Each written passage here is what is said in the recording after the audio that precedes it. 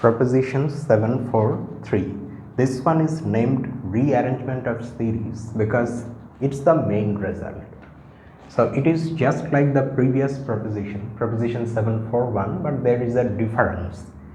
Here also we start with a series of real numbers just like that proposition, but now our series does not have it's not necessary that all the terms, all the an's are non-negative real numbers.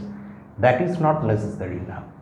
Instead, what we are given is that the series is absolutely convergent.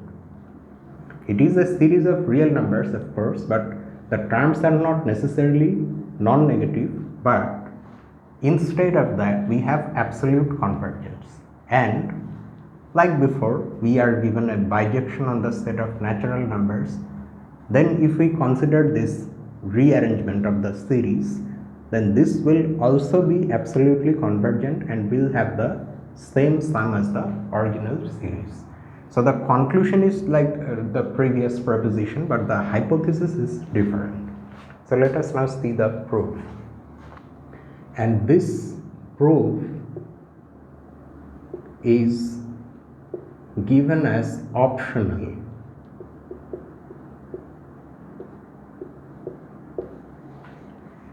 Why does Professor Tau say that this is optional? Maybe because he feels that we don't really need to go through the proof. I mean, you can just simply take it as a fact. But because the proof is given in the text, so why not go through it? So let's just see what the author has written in the proof. So the proof starts like this.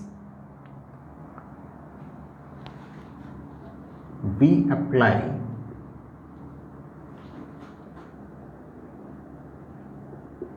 the previous proposition.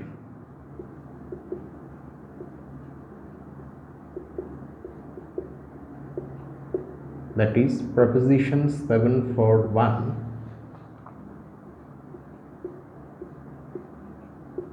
to the series, this series, summation of absolute value of n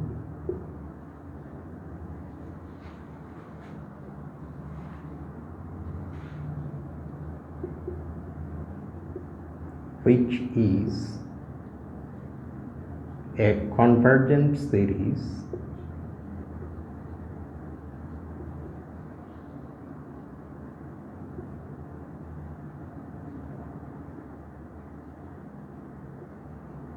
by the hypothesis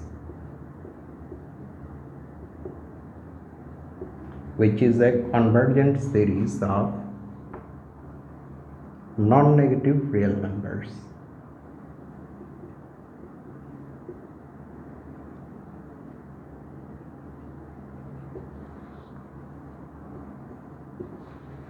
Okay, so what have we written here? We have stated that this series, which is of course not the original series but the one obtained by replacing each term with its absolute value, this series is a convergent series of non-negative real numbers. Why is it convergent? It is convergent because it's given, the hypothesis is that the original series is absolutely convergent.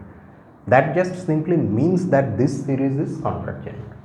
And of course the terms here are all non-negative real numbers because we have absolute values. So if we write, since it's convergent, it will have a sum which is a real number. So if we write that sum to be, say, L or L prime, let us consider it to be L. Have I written L? Okay, it does not matter what we write, just a name is enough. So that means if we write its sum to be L, then any rearrangement of this series will also be convergent and will have this exact sum, that is L. And that fact in fact is coming from our proposition 741, the previous proposition.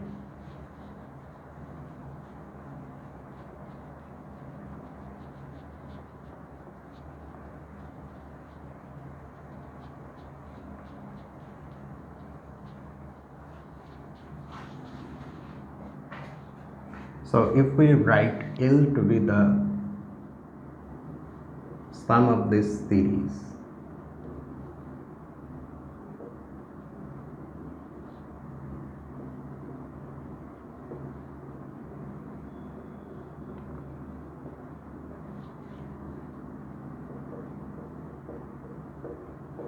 then by proposition 741,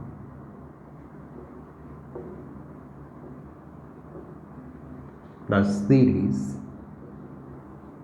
summation absolute value of a f of n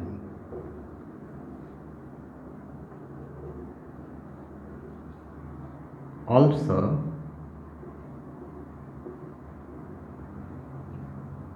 converges to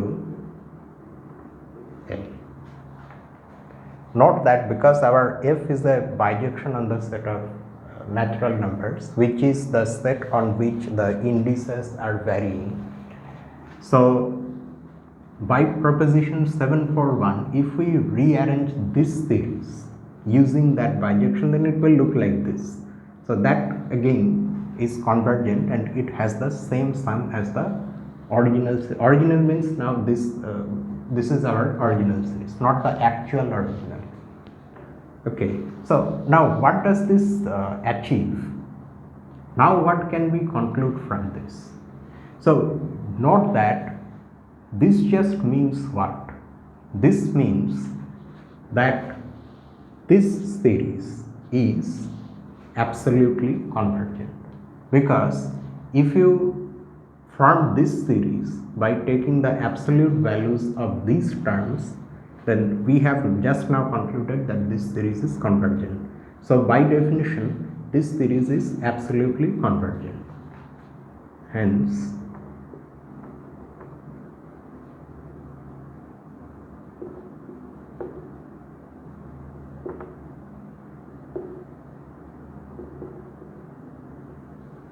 this is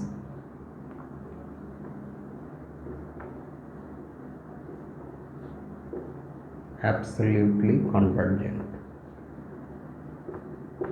Okay, so that is just something that can be concluded in this way quite easily. But now we come to the difficult part. We now have to prove that this actually converges to the sum of this actual original series. Now, since the original series is convergent,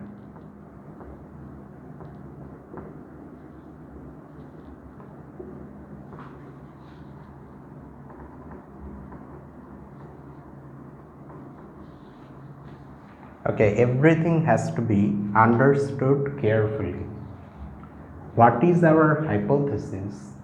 Our hypothesis in the theorem, in the proposition, is that this left hand side series is absolutely convergent.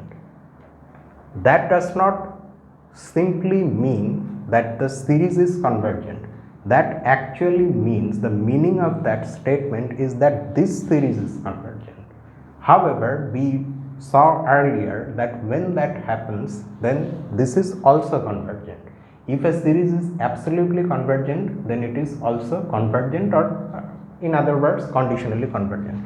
So from that previous result, we are able to write that the original series is also convergent.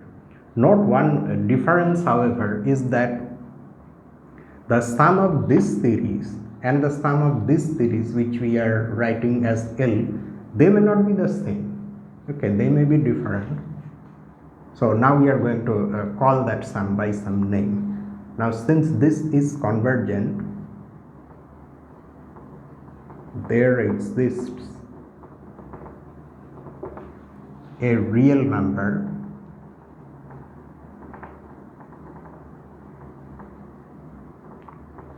L prime such that L prime is the sum of this series.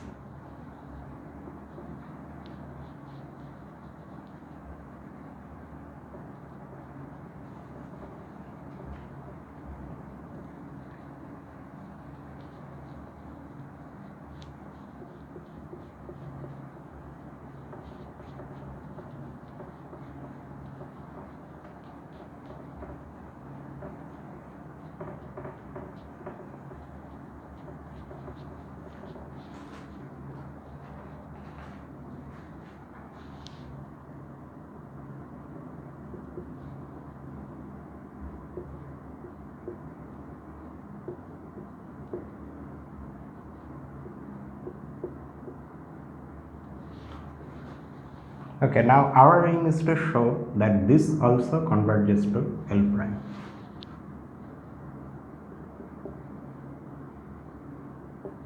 We now want to show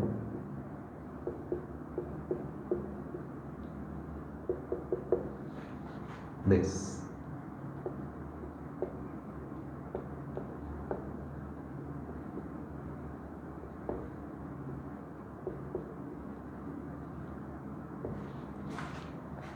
And what does that mean? That is,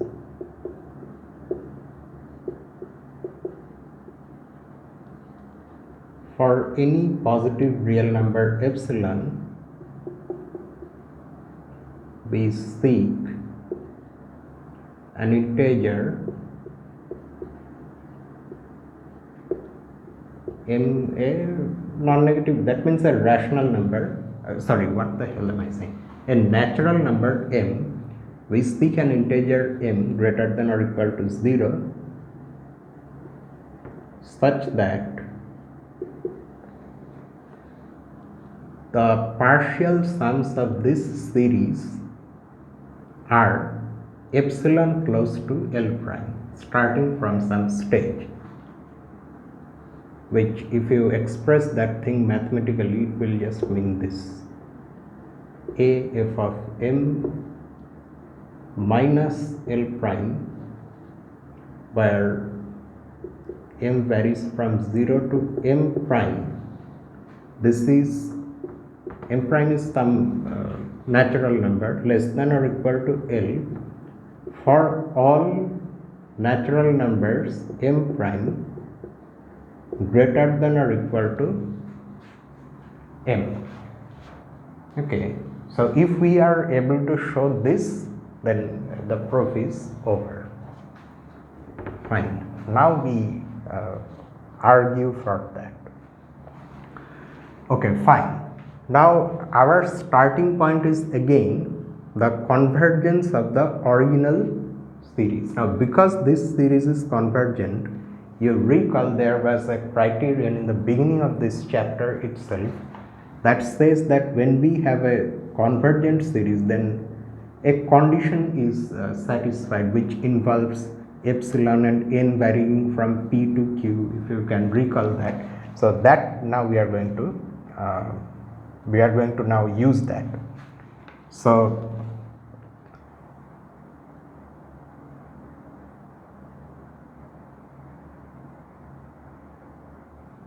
okay, no, actually, okay, what I said is not entirely correct. We are now not going to start with the convergence of this, but rather the convergence of this. Okay, because that works. We will see why. So let's write like this: since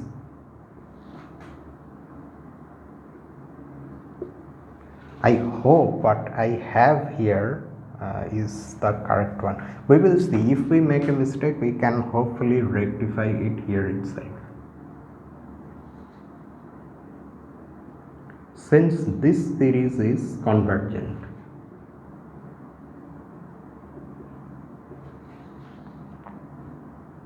in this jungle of considering the original series and its absolute version, the rearrangement of the original series and its absolute version, things, I mean, it confuses me quite a lot.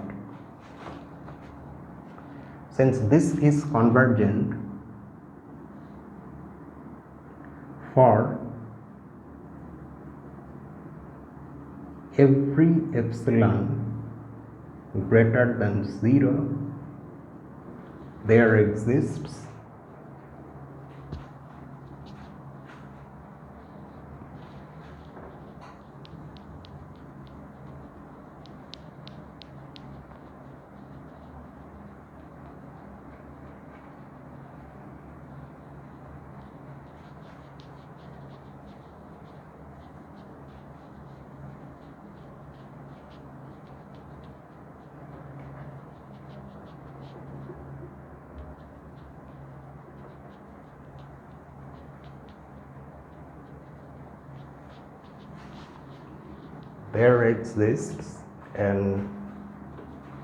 a natural number, of course, but let's just write what the author has written, I mean the exact notations.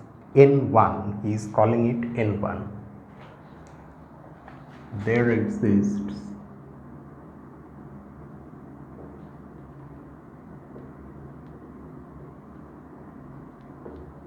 an integer n1 greater than or equal to 0 such that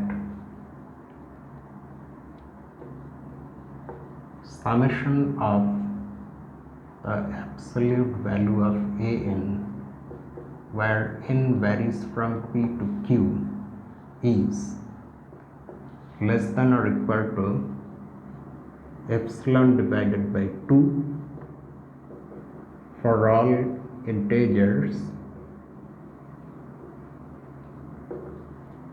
p and q greater than or equal to n1, and the result that we have used here is this: by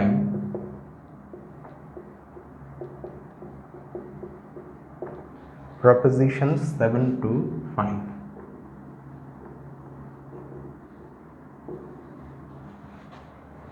Now, if you go to the actual statement of this proposition, you will see something, not quite the same thing, but something else. What is stated in the proposition is this: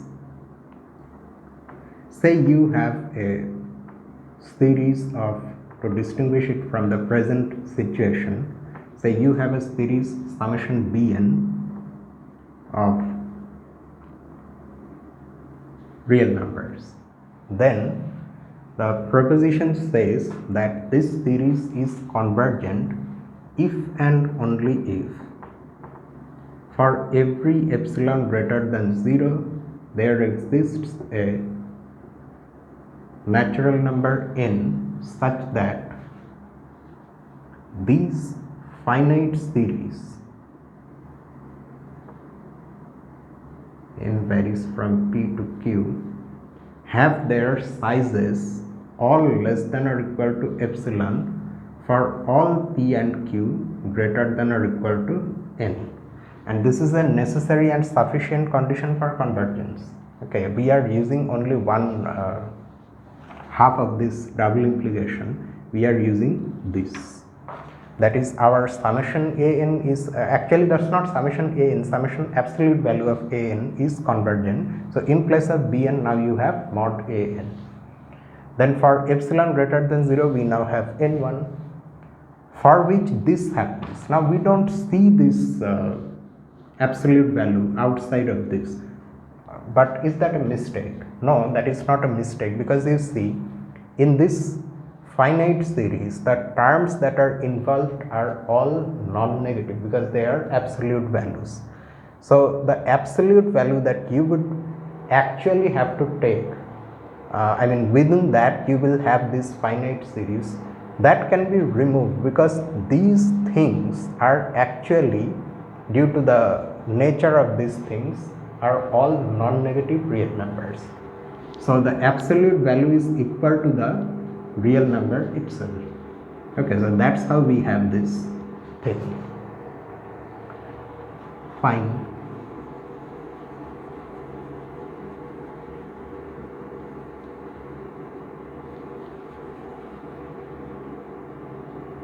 This proposition has a name also, I think, although in the text I don't think that name has been mentioned.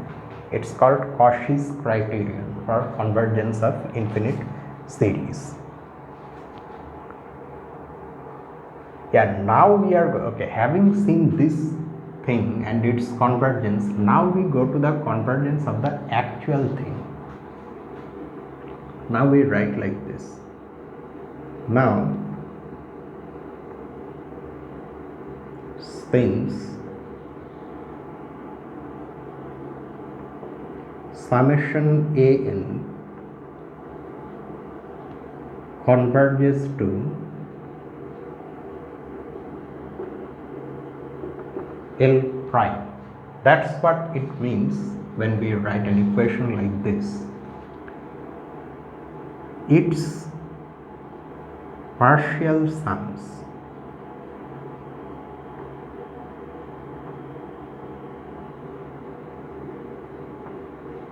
converge to L prime. In fact, that's what it means to for the series to converge to L prime, that the sequence of partial sums converges to L prime, or the same thing, the partial sums converge to L prime. So that means the partial sums of this series are converging to L prime. So what does that mean? If we already have one epsilon chosen for us, right? So we can, for that epsilon, we can now write the condition. So there exists an integer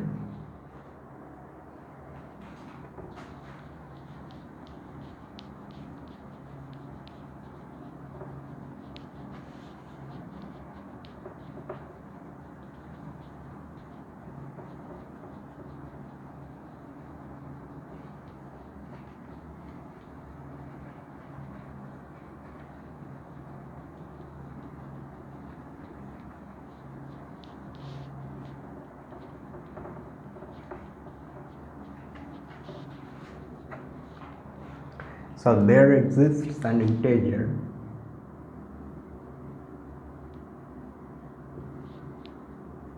n greater than or equal to n1 such that the difference, the absolute difference of this particular partial sum, where the upper limit is that capital N and L prime is less than or equal to epsilon divided by 2. Now okay, again, what is it that we have written here? You see, the what is the sequence of partial sums of this series? That sequence looks like this. N varies from 0 to okay, for the time being, let me call it n prime, some variable natural number. In fact, it will vary and it will give us the terms of this sequence. This sequence converges to L prime. So for our epsilon, which is already there exists a natural number n, or okay, so I need to choose this to be again something else. Okay, let me just choose it to be p, such that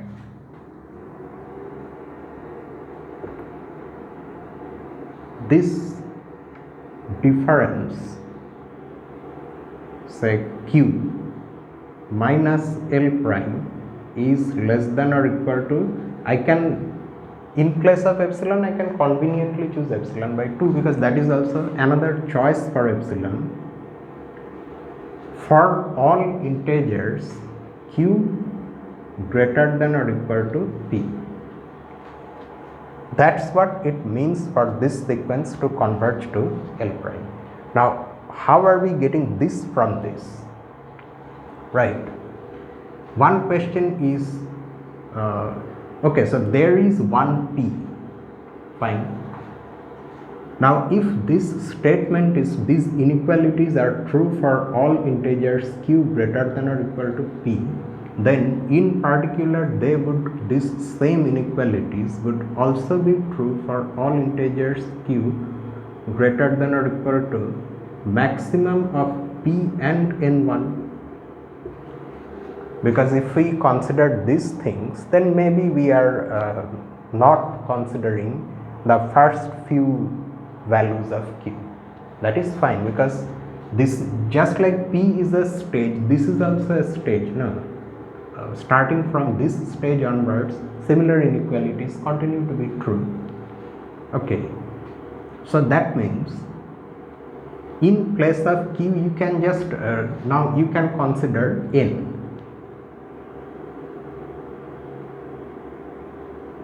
So there will be some n greater than or equal to n1. If that n happens to be greater than or equal to P, then these inequalities are true. But in particular, you choose that n to also be greater than or equal to n1.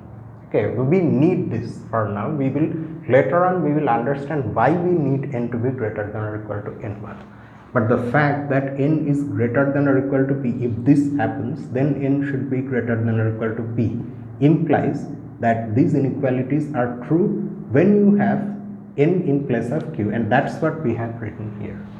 Okay, so note that we have got two things. One is this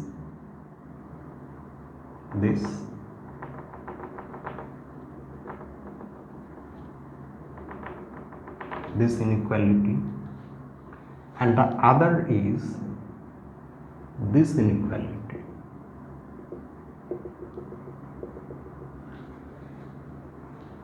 Fine. So now we move on. There are other things also in this proof. It's slightly confusing, and I mean, when it ends, when all these things end, we will understand why these steps were taken. But right now it's difficult to see why.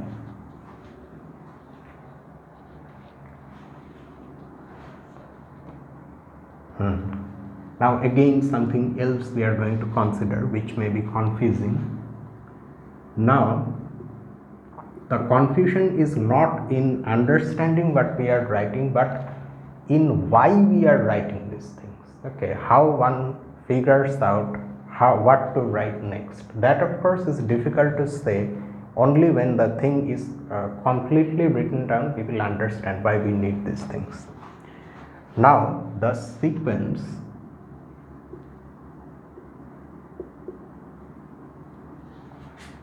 you can appreciate this fact by considering the fact that these proofs do not just simply come to you at one go. You just think about it, you keep thinking, and the things slowly fall in place, and you figure out how to proceed. You make mistakes, you take this path that leads to a dead end, you then come back, you take another path. So that's how things proceed, and finally things fall in place and you get a proof. So just simply looking at the proof, it becomes difficult to understand why the author decided to next write this. Okay, that is always the case. Unless you yourself go through one such process, you won't realize.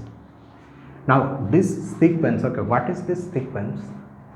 This is a finite sequence of natural numbers. Why I say natural numbers? Because you see, what is our f?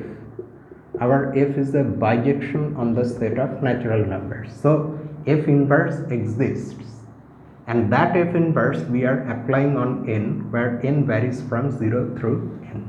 So we will have finitely many natural numbers. So because this sequence is finite, it is bounded. So there exists a natural number upper bound. In fact, that upper bound can be taken to be the largest of these values. The sequence is finite and hence bounded. So there exists a natural number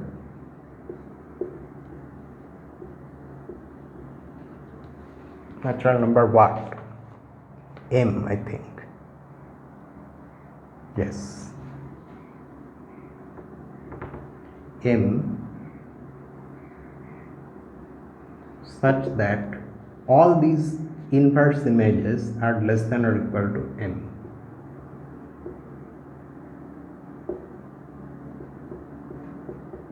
All these means as n varies from 0 to n.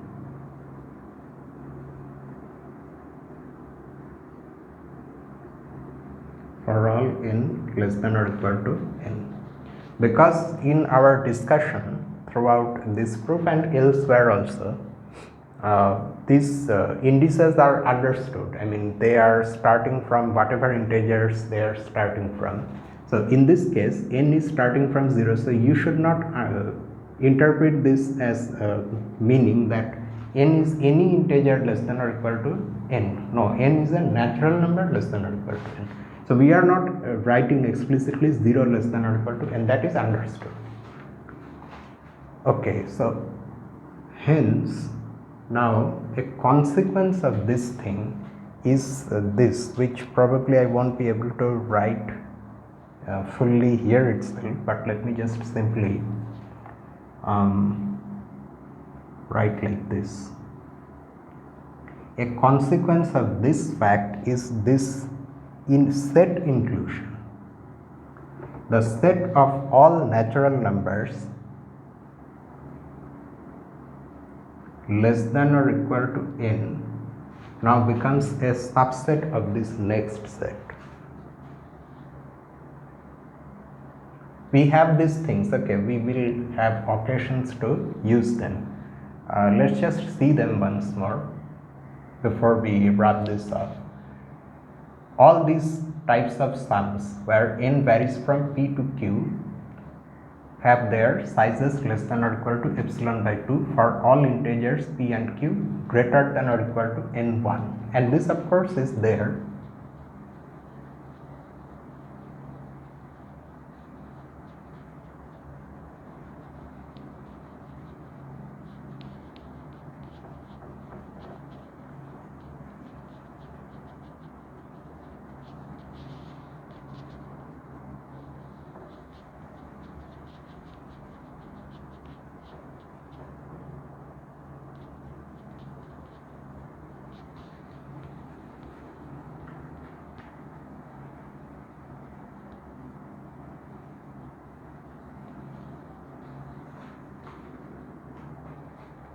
Okay, now this is a subset of this somewhat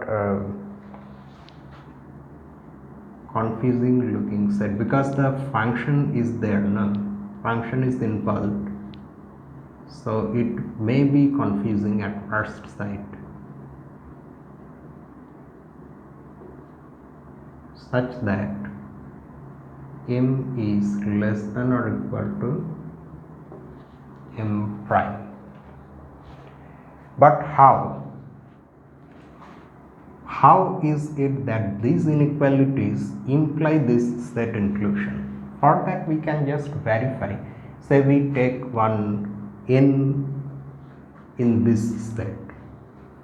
What does it then mean? It means that n is a natural number less than or equal to n. But we know that for such natural numbers, the inverse image of n is less than or equal to m.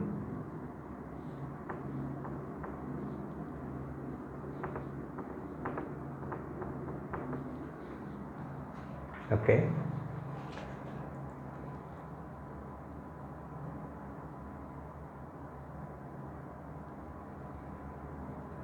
Oh, See, there are more things in between, because I have written m prime here, and what is m prime?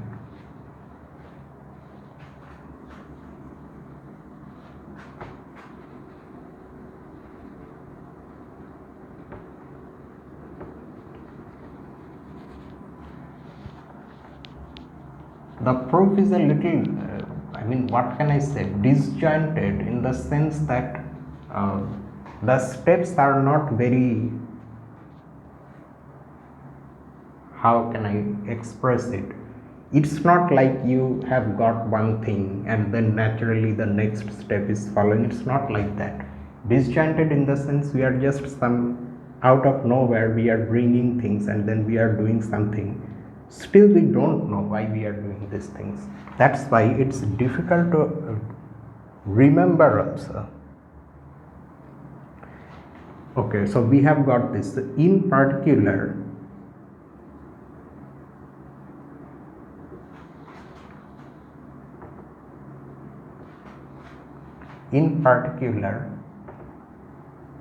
for any integer m prime greater than or equal to m, we have this.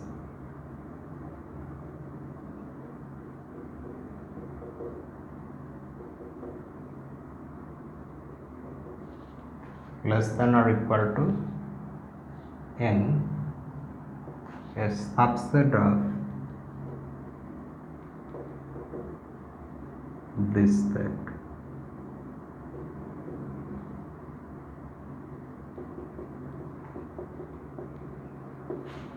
Okay, so now let us see why this set inclusion is true. So we take any element n in this set that we are saying is a subset of this other set, right?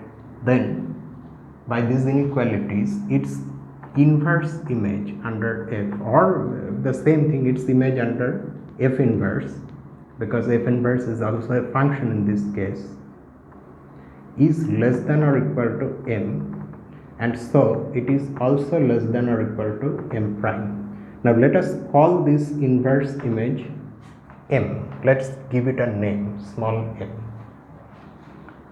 right? Then what is f of m? Because we are dealing with a bijective function and we have an equation like this, so f of m will be equal to n. F of m is equal to n, fine, but and that thing is what? That thing by these inequalities are, am I saying it correctly? Because now n is f of m, okay. So n now becomes f of m, and n is our element that we chose from this set.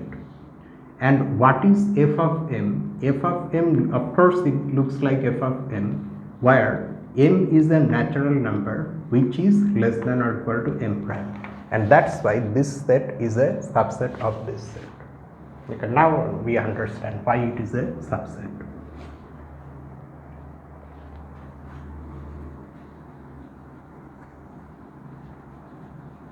But now what to do with all these things? Having seen the proof of the previous proposition, you can sort of understand where we are going with these things. We are now going to use some properties of finite series and use these things to say something about the partial sums of the rearranged series, like this. So by proposition,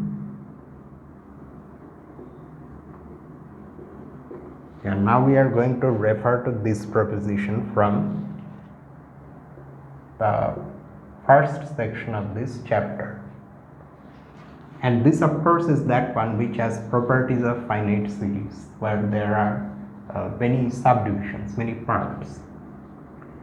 For any integer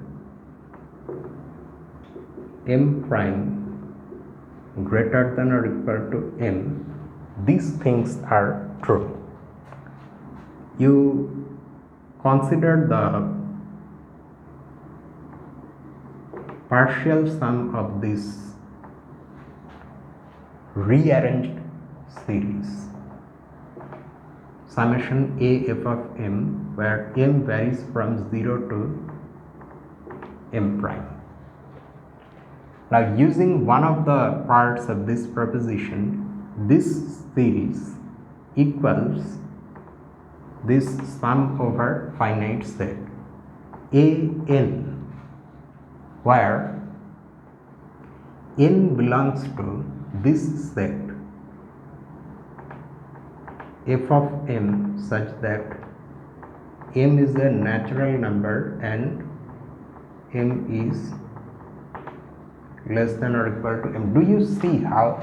Because when your index in the previous finite series m varies from 0 through m prime, actually you have as a suffix of a these quantities f of m. So instead of writing this series like this, you can write it as a finite sum of a n over this finite set, where n is varying over this set. So n is taking values which look like fm, because that's what we want, and where m is again a natural number, so m is varying from 0 through m prime. So that's why you have this equality, and exactly why you have this equality, that of course come from proposition 7, 1, 11. So it's not just like we feel like this should be true. So that's why we have written, we have a justification for this which is logical, and that is coming from here. But now this finite sum, this sum over finite set, can be written as a sum of two such sums.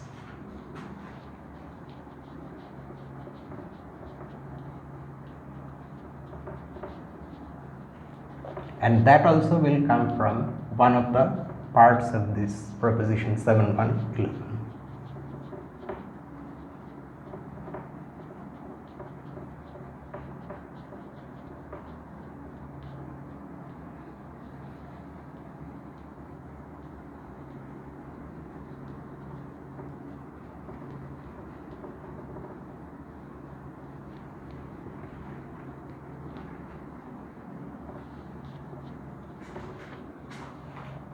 So we can write this sum as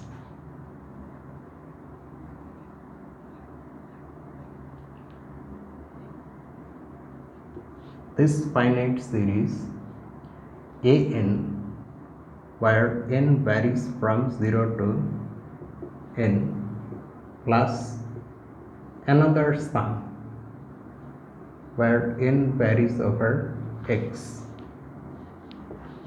where now we need to say what x is. X is defined to be this set difference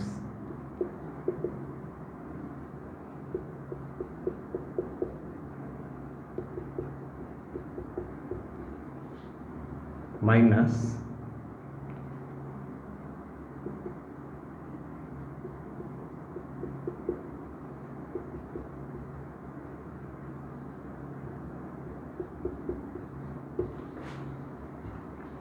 n. Does it make sense?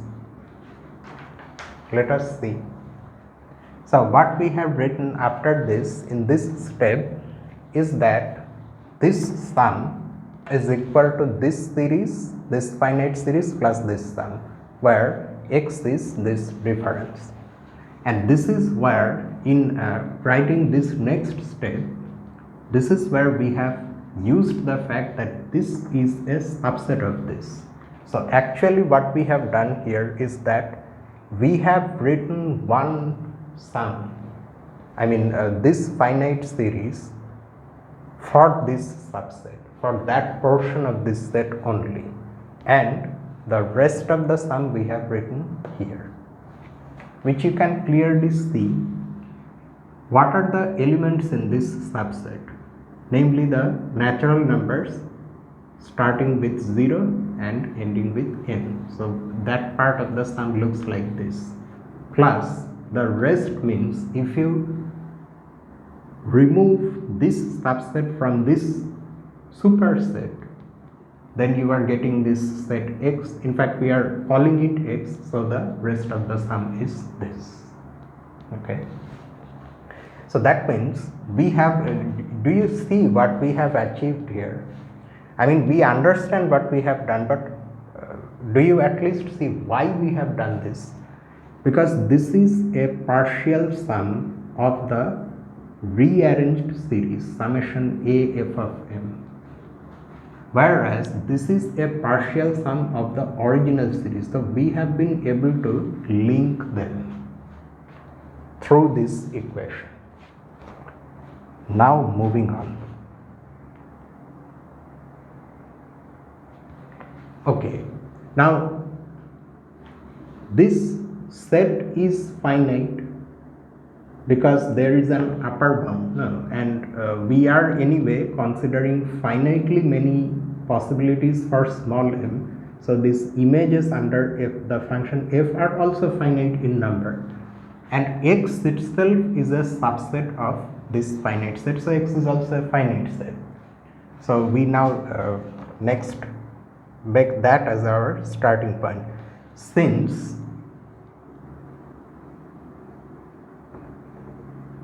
the set x is finite,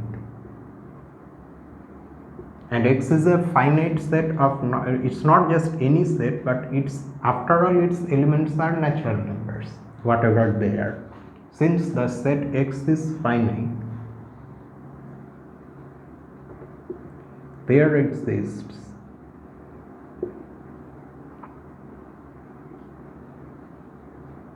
a natural number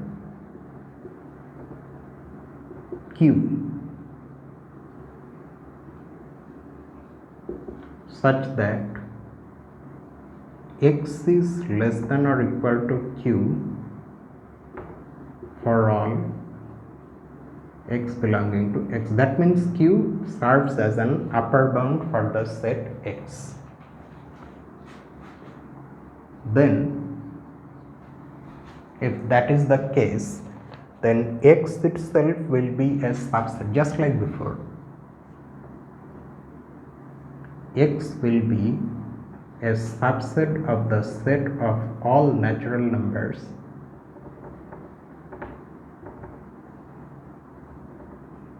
that are less than or equal to q. Okay, so again we can use proposition 7.1.11 to now say something about this sum, this second sum.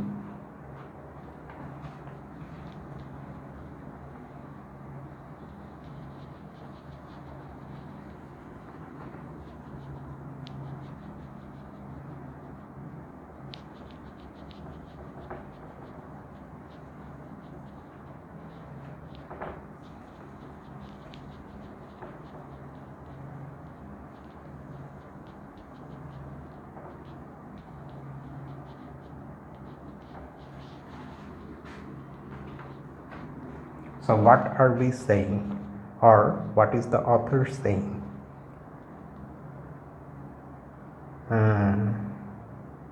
Okay. Hence,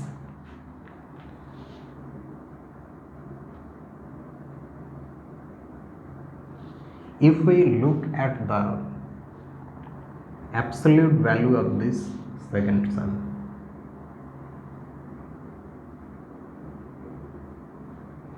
then by triangle inequality, that is less than or equal to this,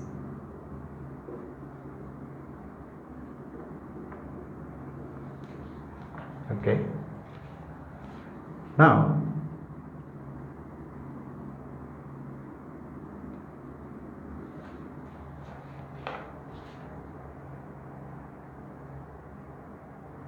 oh yeah, I think okay.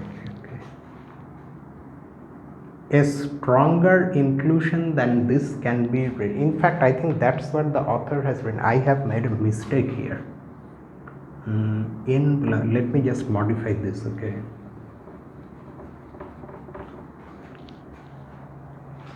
N belonging to the set of natural numbers such that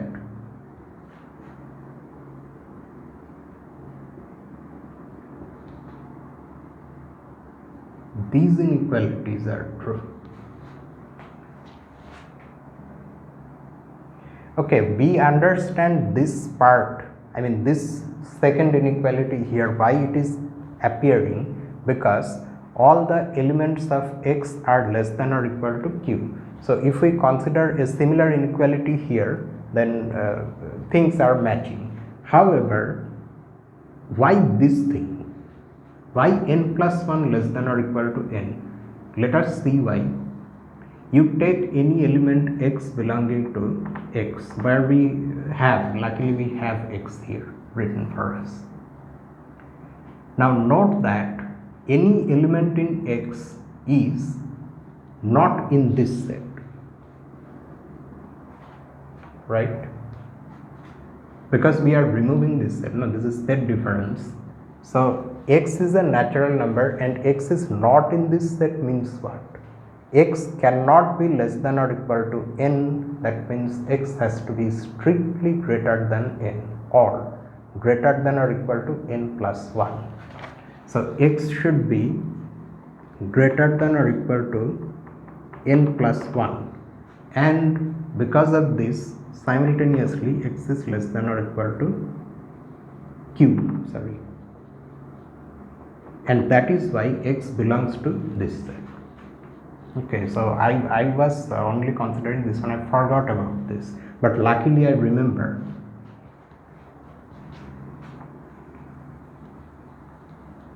Otherwise I would have wasted a lot of time here thinking what went wrong. Okay, so now this is okay. Now because of this I can write again another inequality. X is a subset of this larger set, so this sum is less than or equal to this sum. N belongs to the set of all n belonging to n such that q, but there is something else that I should explain. Is it really sufficient to have just this inclusion to be able to write that this sum is less than or equal to this sum? Of course not. In general, it will not, that type of inequality will not come only because of an inclusion like this. But note that the things that are involved in these sums are actually non-negative real numbers. So that is why we have inequality here. And again, using one of the parts of your properties of finite series, that proposition 7, 1, 11, this is equal to an, where n is varying from n plus 1 to q. Okay. Thus, for, okay, now what is the next step? Thus, for all integers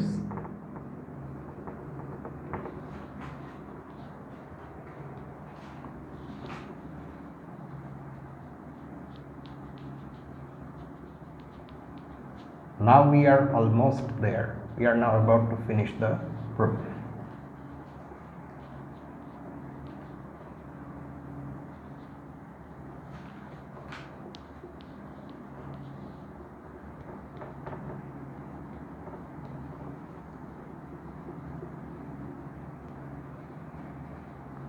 First we will write some things and then we will justify them and the proof will be over.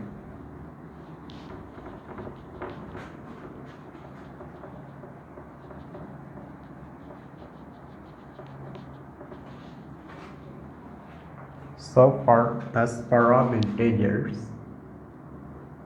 m prime greater than or equal to m, we have, so now we go back to the original difference between this partial sum of the rearranged series and our sum of the original series.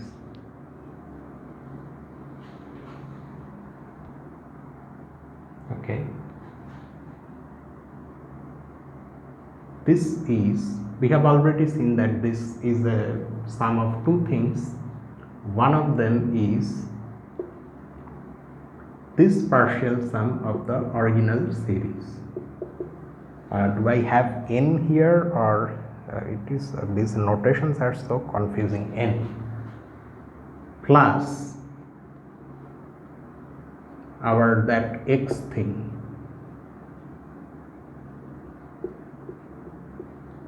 minus, of course, we have L prime. Now we can use the triangle inequality in this way. So this absolute value will be less than or equal to this minus L prime plus the absolute value of this.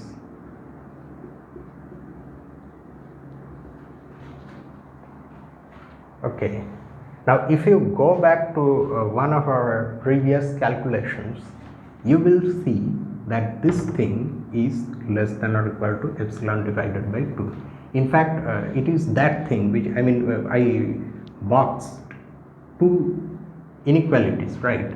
One of them appeared here and the other one appeared here. It's the one that appeared here is this one, that this thing is less than or equal to epsilon divided by 2.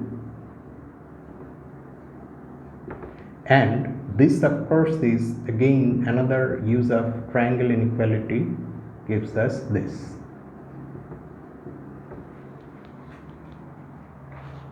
Or, okay, we could have just simply used this calculation entirely, no?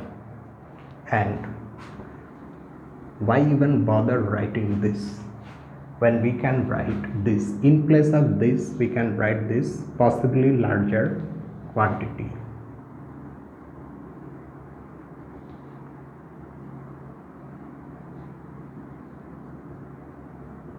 N plus 1 to q. Now there is a reason why the author called this integer as q, because we now need to recall the other inequality that we boxed. The other inequality is this.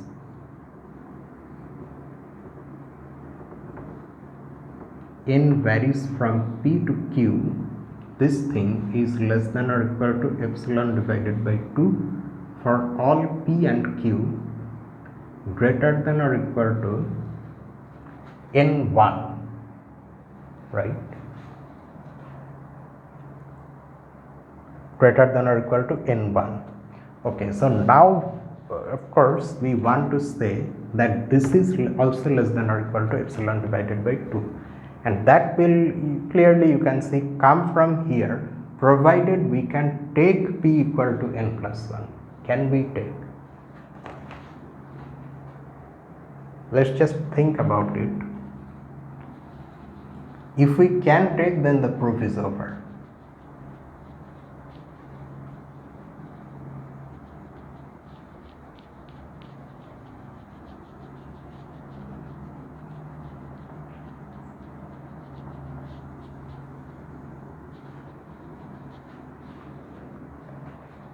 Can we take p equal to n plus 1? What is n?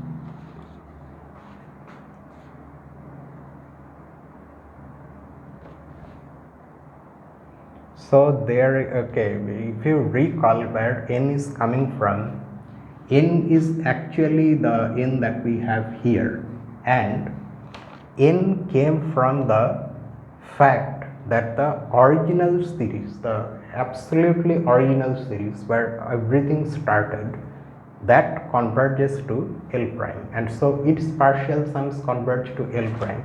So there we chose n, and if you go back to that calculation, you will see that we have chosen the integer n to be, the natural number n to be greater than or equal to n1. So n plus 1 is all the more so greater than, in fact it is strictly greater than n1. So you can take n plus 1 in place of p, and you can then use this inequality to next write that this thing is less than or equal to epsilon divided by 2 plus epsilon divided by 2. So that means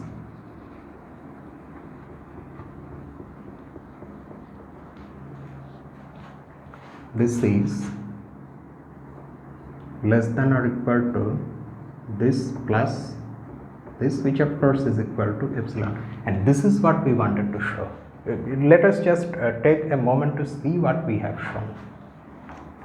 For any positive real number epsilon, we have found a natural number m such that whenever we take an integer m prime greater than or equal to m, then the corresponding partial sum of the rearranged series is epsilon close to L prime. That means that sequence of partial sums of the rearranged series converges to L prime, and that's what we wanted to show, because L prime is the sum of the original series. So now not only have we shown that the rearranged series is absolutely convergent, but we have also managed to show that it converges to the same sum as the original series. So this completes the proof. So now we have this very nice result that we can use whenever the need arises, that if we have an absolutely convergent series, then we can rearrange the terms in any manner we want. You will not lose convergence, and also you will not lose the sum. It will still be the same value. And here the section itself sort of ends, but there is one example. So let us discuss the example also, and let's complete this section. But before that, let me refill also.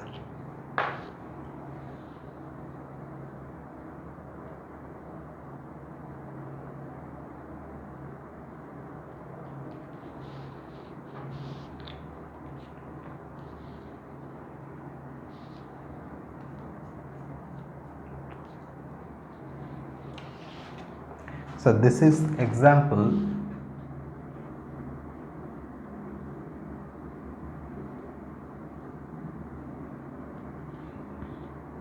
744. The previous item was 743. So this is 744.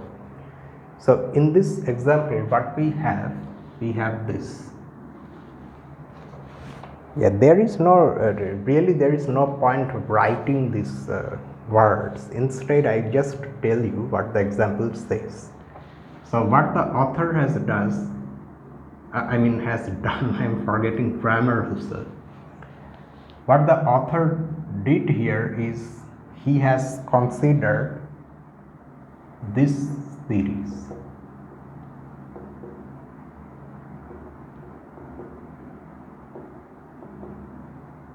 And so on. Now this is a convergent series. It's convergent by the alternating series test.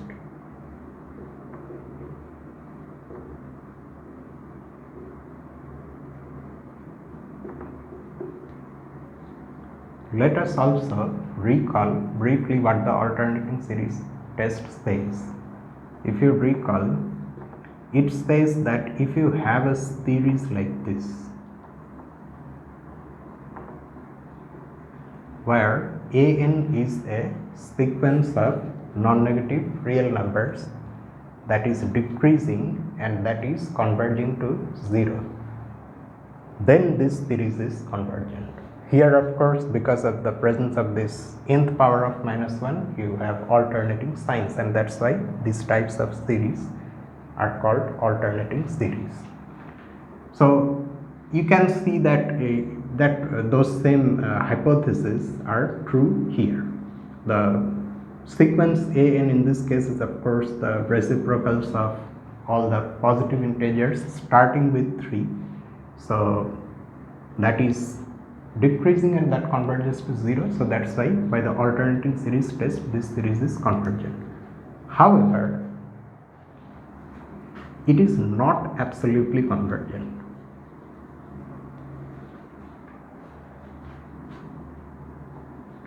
But not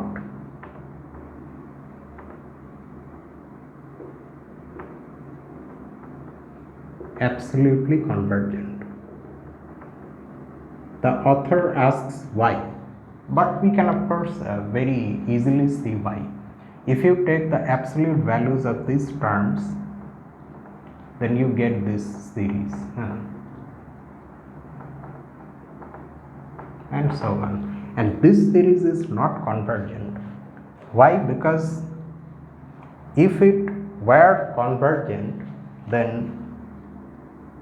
adding 2 more terms would also make it convergent.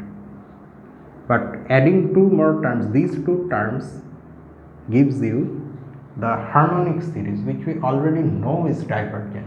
So that is why the original series cannot be convergent. So this is a conditionally convergent series, that is not absolutely convergent. So that means lack of absolute convergence tells us that we are not in a position to use this proposition that we have proved just now. And very wild things happen with this kind of series. One thing that one can see immediately is that the original series is convergent, so it will have a sum, and that sum turns out to be a positive real number. In fact, a value has also been given. That sum is something like this: the natural logarithm of 2 minus 1 over 2, and it turns out to be roughly 0.193147, and of course it goes like that. Now you can understand why we have a positive sum, because if you look at the partial sums, these are the partial sums now.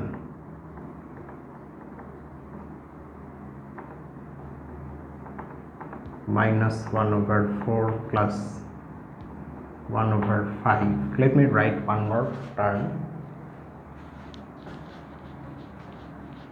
You can see that the partial sums are all positive.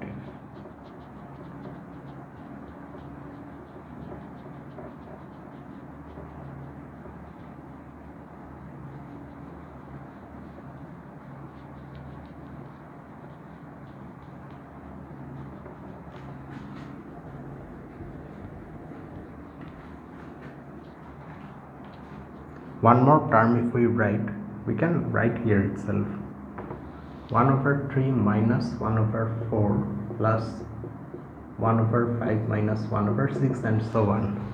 1 over 3 is itself positive. This difference is positive because 1 over 4 is less than 1 over 3. Now in this term, this part is positive and this is positive, so this is also positive. In this term, 1 over 3 minus 1 over 4, if you club them together, that gives you a positive real number. Similarly, this part is positive. So this way, all the terms in the partial sum are positive real numbers. So that's why you can roughly understand why you have a positive sum. However, if one rearranges this series, in this, of course, there are infinitely many ways of rearranging this series. One of those ways is to first write a positive term and then write the next 2 negative terms next to it.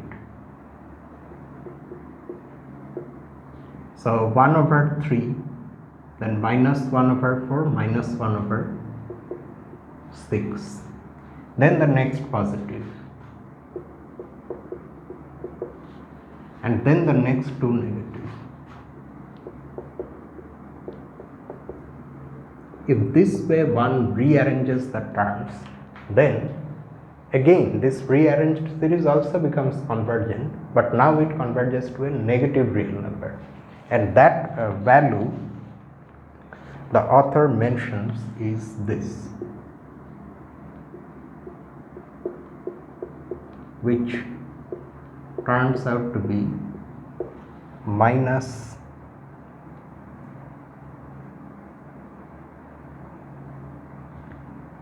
0.153426, something like that. And I think I mentioned this before, but again here the author himself is saying there is a result due to Riemann. If I am recalling correctly, we will at one stage in this text itself we will prove Riemann's result. It says that if you have a series like this, which is conditionally convergent but not absolutely convergent, then it can be rearranged to converge to any real number. Okay, so the situation is that wild, the extent is that extreme. If you give any real number to Riemann, he can show that this series, and in fact any such series which is conditionally convergent but not absolutely convergent, can be rearranged. There exists some rearrangement such that the rearranged series will converge to R, and in fact there exist rearrangements also at the same time of these types of series that will make the series divergent. So that kind of thing is true. In fact, we will see these things in chapter 8.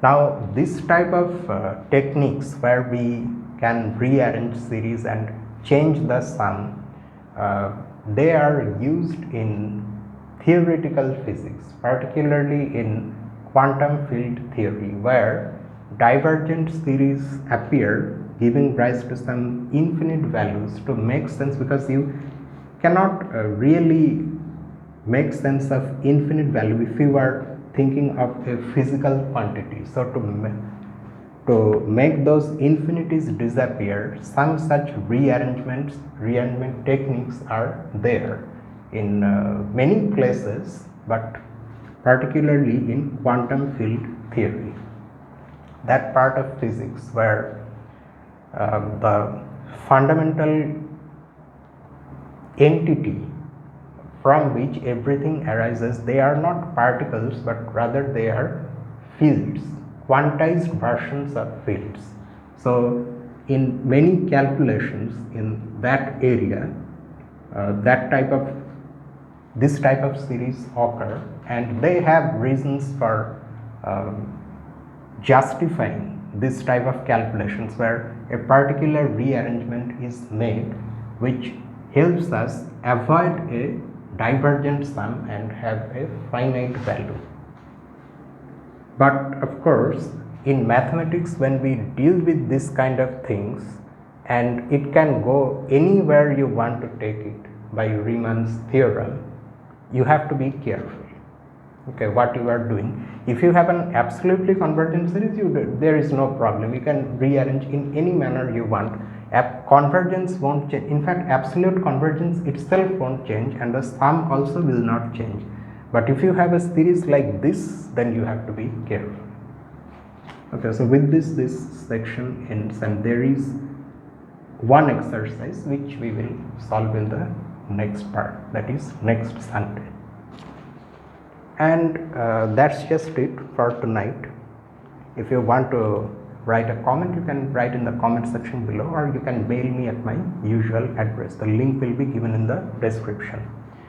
And because we have already gone through Galilean's, I mean, I'm talking about yesterday's video, right?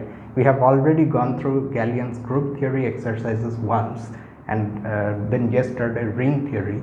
So next Saturday, this coming Saturday, we are again going to see exercise solutions from Lee's algebra, algebra by Gregory T. Lee. So that being said, that's just all. So, oh, and then I forgot to say what comes next this coming Tuesday, no? Because the next video is on Tuesday. So what are the things we have already gone through? Group theory from Herstein, field theory from Herstein. Let's do vector spaces, and then we will go to calculus. Okay, so that's just it. So see you on Tuesday. Until then, this is me, Lucifer from A Mathematical Group. Have a nice night.